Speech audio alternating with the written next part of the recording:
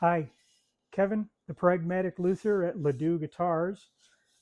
Yesterday, I had to make this fingerboard for the bass guitar that I'm doing, and it occurred to me that I've made a video before uh, demonstrating a fingerboard arching jig that I built years ago. Um, but this is too long to be used in that jig. Uh, the platen just won't travel far enough in that jig. So I had to shape this by hand. And by shaping, I mean specifically, I had to put the 16-inch radius on it. I did machine taper it, although you could hand taper one if you wanted to. So I thought, maybe for the newer guitar makers, I just set up a quick demonstration here and show you how you can hand radius one of these things without just sanding it. It can be laborious to just sand that with a radiusing beam.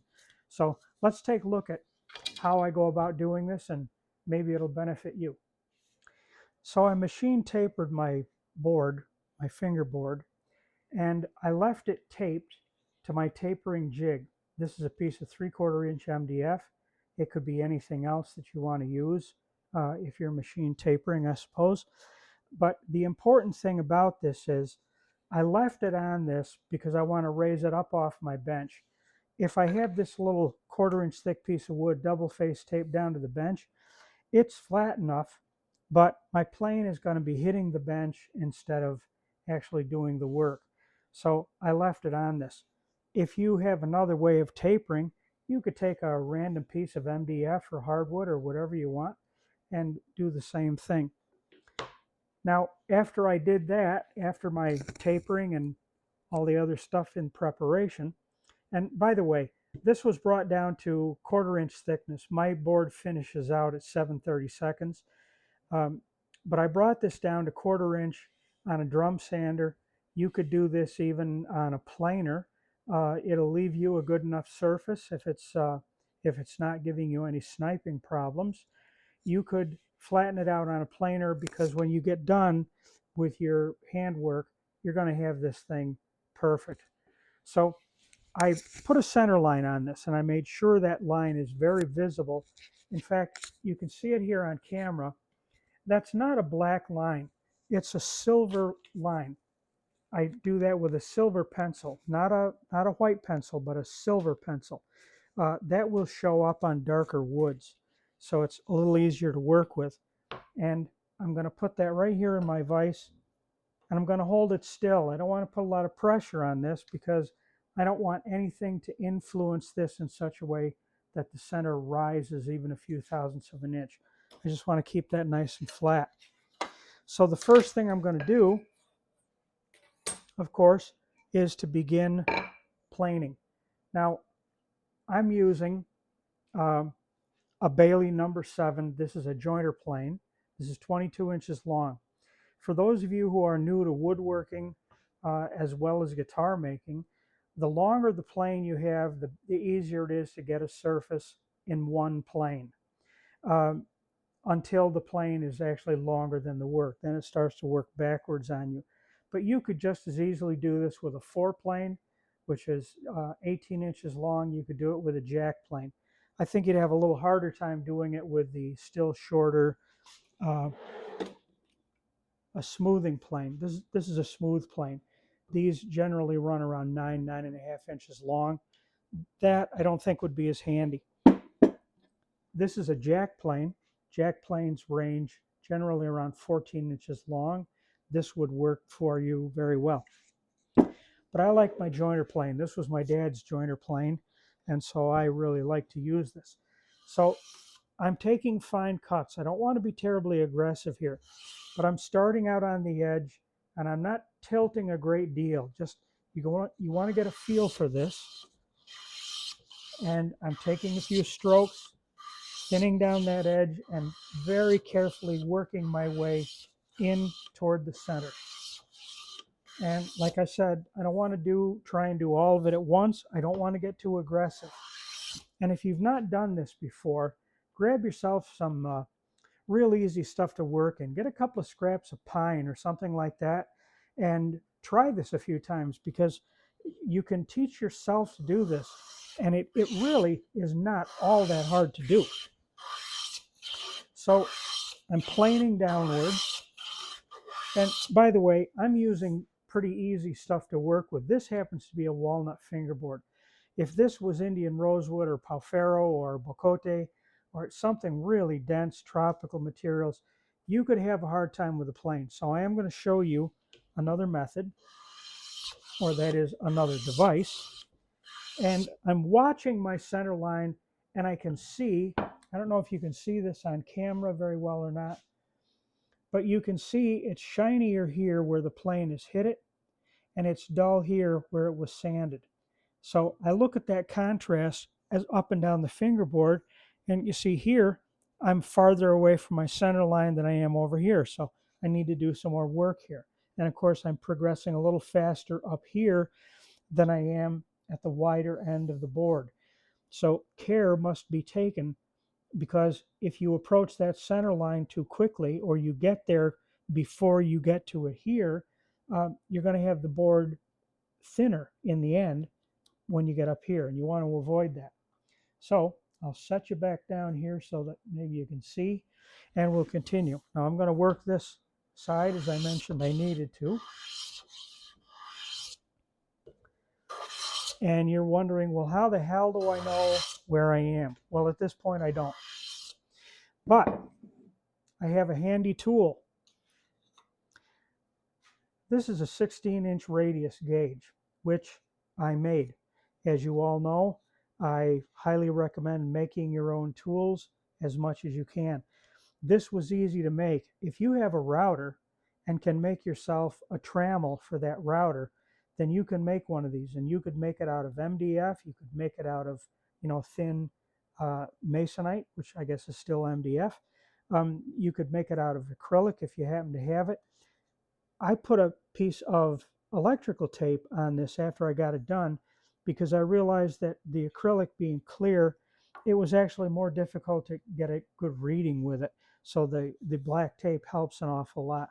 So if you made one of these out of an opaque material, you'd have one that's better than this is by default. What if this is not planing very well? Oh, excuse me. Let's go backwards.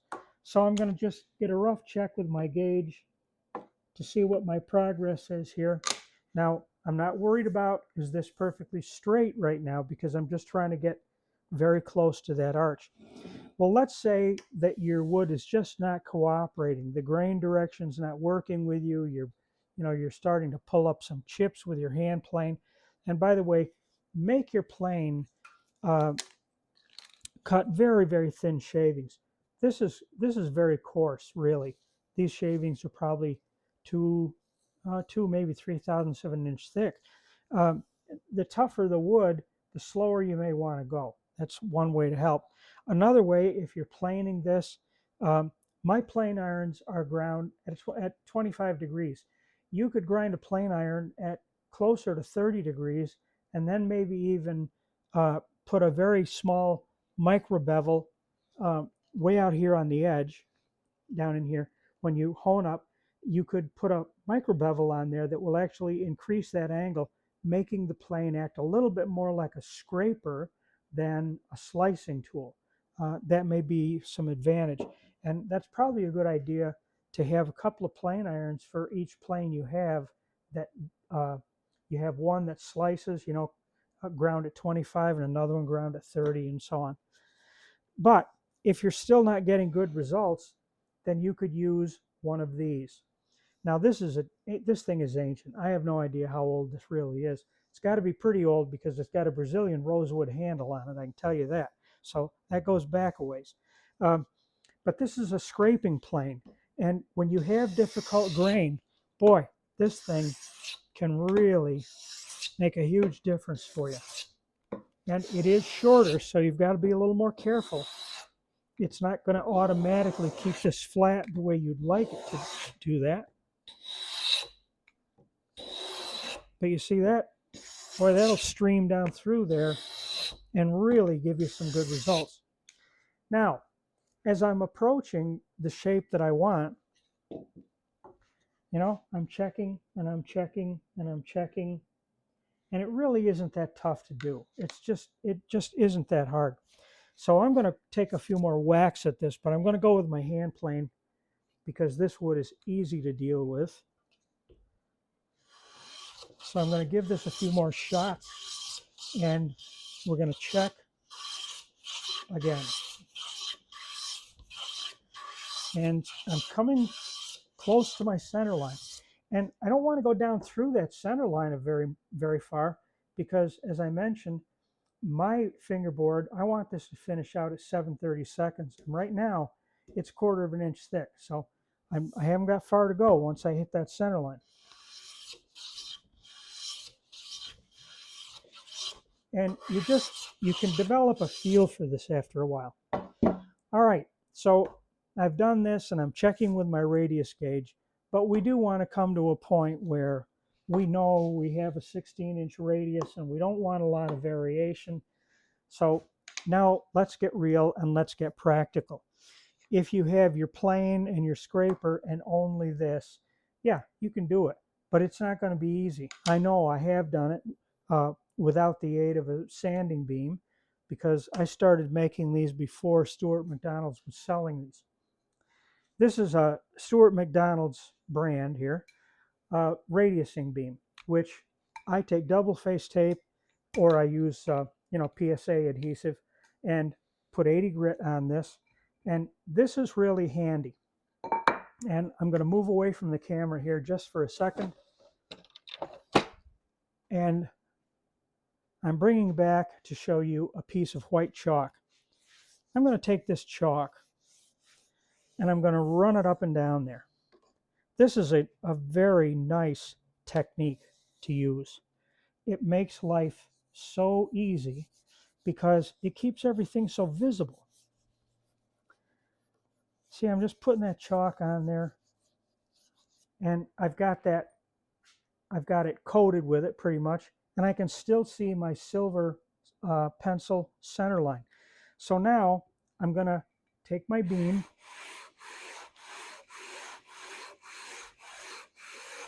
and I'm going to take a few strokes. Now, everywhere you can see the chalk, of course, the sanding beam has not touched that. So that's giving me an indication of where I am and where I need to go or how much further I need to go. You see over here, I've got this pitched down a little bit. I've got it pitched down here, but over here, I can take off a little bit more. So I'm going to grab a slice right there or two. I'm going to take a slice near the center. And if you do happen to go through your line, that's okay. You're not in trouble, but it doesn't hurt every once in a while to take your silver pencil or whatever pencil you prefer to use, I guess, and put that line back on there because that really is an important thing. I had that pencil upside down. Real clever, huh? All right. We got that center line back on, and now I'm going to take a few strokes.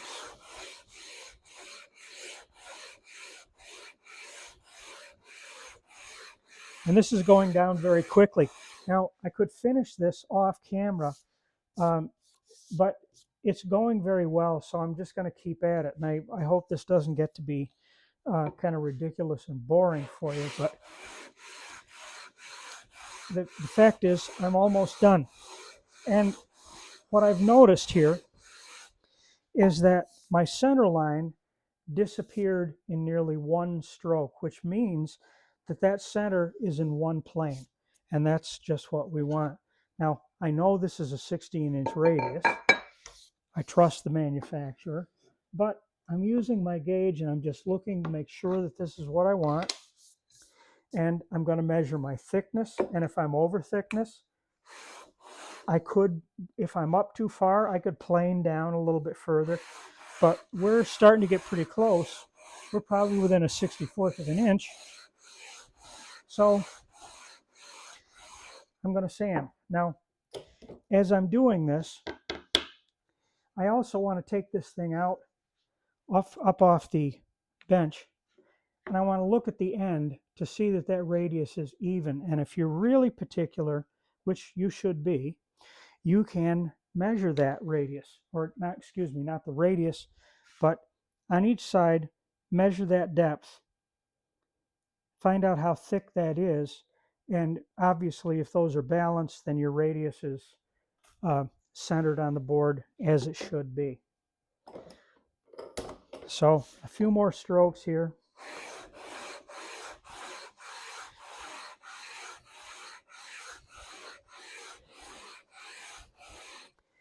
Okay, now there it is, it's radiused. I am ready at this point almost to cut fret slots in this, but I'm going to take one step before that. I have here, sorry for disappearing, I have shorter 16-inch radius beams, which I don't like to use these for shaping because the radiusing beam is just like your hand plane. The longer it is, the easier it's going to be to knock the high spots off and bring that board down to a perfect radius and also a perfectly straight line representing a perfectly flat plane on that line. So, but now I'm going to take 150 grit paper and I'm just going to go over this. My reason being, I still have a lot of work to do on this board. You know, I'm going to cut fret slots and so on, and I'm going to put some dot inlays in this or maybe some other inlays. So I don't need to polish it all up, but this gives me a nice feel. It gives me a nice way to visually check that board and see that it's in nice shape. Make sure there's nothing in there that's going to be an impediment. And there we have it. Now I'll separate the board from this support, and I'm ready to cut fret slots in this and put in dot inlays or whatever I need to do with it, put the side dots in, and I'm ready to go to work with this thing. So there you have it. I've got a fingerboard nicely arched, and it's not too tough to do. I do recommend these radius beams. Now, I'm not promoting Stuart McDonald's. I don't want to promote any of these people. But I took a look on Amazon just this morning, and I looked for similar devices, hoping that you might find something for less than this cost. This thing is $168 today, which in my opinion, that's highway robbery. This is extruded aluminum, and there's some machining on it. This ain't rocket science. At any rate, you can find these online, Amazon and so on, but they're short. So they're of limited use, in my opinion. It's unfortunate because they're about a third of the price of this, maybe even a quarter of the price, but they're very short. The wooden ones, of course, you can buy. If Luther's Mercantile is still selling anything, you can get them there. You can get them through Amazon or StewMac or whatever. If you don't have a hand plane, if you're new to guitar making and or woodworking, and you don't have a hand plane, I can't recommend highly enough. It doesn't matter to me whether you get yourself a jointer plane like this, or you get a jack plane or whatever. If you're going to buy one plane, buy yourself a jack plane. They call it a jack plane because it is the jack of all trades. It can do a lot of things for you. But get a good one. Don't go and buy some sub-brand or some, home big box thing, and watch out for some of the imports because they can be really pretty crass, rough stuff. Get yourself a good hand plane. If you don't have one of these, find one. They're still manufactured. A popular one is from Germany. It's green and red. I think it goes by the name of Kunz. I'm not too crazy about that particular brand. I had bad experience with one. And another one, if you can get these, I believe these are still made. This is an old Stanley scraper. These work pretty well. I use this quite often, but they're not as good as this because they have such a short sole. So they'll tend to tip off the end of your work, and they can be a little more challenging to deal with. You'll need, of course, your radius gauge, but that's all you need to do to make one of these things up. So if you like what you saw, I hope you'll put a like on the video. Hope you'll subscribe to my channel, and I hope you'll come back and watch what I have to offer the next time. Thanks again. This is Kevin Ledoux at Ledoux Guitars, the Pragmatic Luthier.